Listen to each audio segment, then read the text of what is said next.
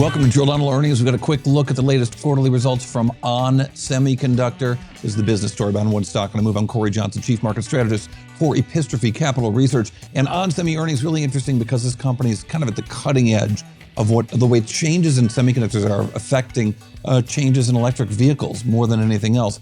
Yes, they're in data centers. Yes, they're in industrial. But I think the electric vehicle business, we can see what's happening in that business through the results of On Semi. Q3 earnings. This is better than Wall Street expected. They had $1.76 billion in revenues and 99 cents in earnings per share. Just a slight beat. I don't like it personally when companies talk about beating estimates, which is what this company did in their quarterly results. I understand how Wall Street looks at things. I just want to see how they do.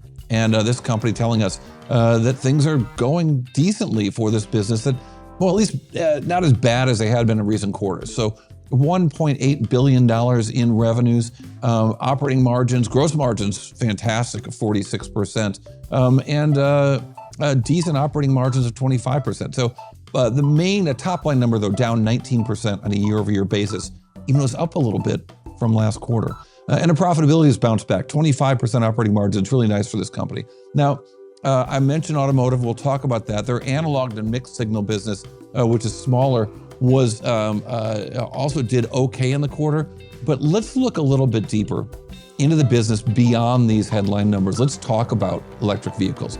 So there's a big change underway in the future of electric vehicles. Most of the electric cars we see out there, whether it's your Tesla or my Jeep 4xe or 4xe, whatever the heck they call my Jeep Wrangler.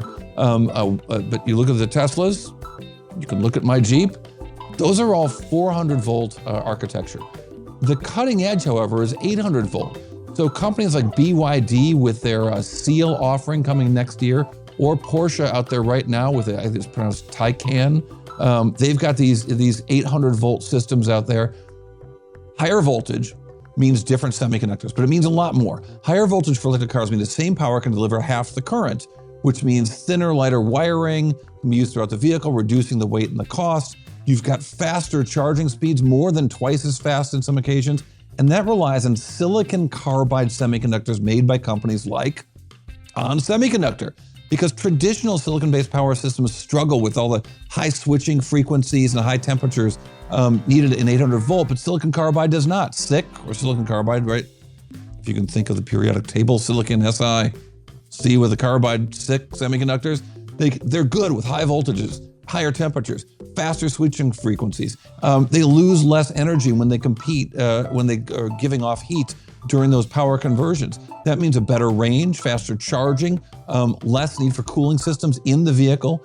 And that efficiency and power conversion from AC to DC means that these chips are much more in demand in these new 800 volt electric vehicles. So this more expensive semiconductor is good for these better vehicles. It's really good for On Semi, because even if fewer cars are sold or electronic vehicle sales are soft or even slowing, they're still growing, but even if they were to slow, more expensive silicon's good news for On Semi. And that's what we saw this quarter.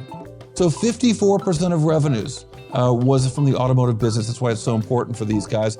And what you saw from that business is it leveled out. It's not picking up massively, but it leveled out. So initially the stock sold off when the results came out, but ending up about 3% up once people started to digest these results, even though the stock's down 12% in the last year. But on the conference call in On Semiconductor's Hassane El-Khoury, the CEO down there in Arizona, talking about silicon carbide and China is a great combination for them because they see this move to 800 volt. Here's what he had to say. So the strengths, obviously, for us in auto and in silicon carbide was driven by China and the share gains we've had in China specifically. When I talk about design wins or the share based on design wins, I refer also to my comment, I think last quarter, about the Beijing Auto Show and the 800 volt kind of platforms that we're in, where I would say it's further from design win. It's actually in vehicles today. So as these vehicles ramp, which they started now and they will ramp into 25, that should start seeing extended strength. But we did see the strength in China, both from a total market and our penetration in that market with the designs that we already have. We expect that to continue in 25. So this is a next year story, but the orders are coming in this year, and that seems to be good news for ON Semiconductor. You don't quite see it in the stock yet, but you certainly see it in the results and what they had to say, that there's a little bit of a turn there, which is a significant change from the way things had been going for ON Semi. But what's your big drill on earnings takeaway, the one number that tells us a whole lot? Well, ON Semiconductor, Q3 numbers, the essential numbers, $1.8 billion in revenues.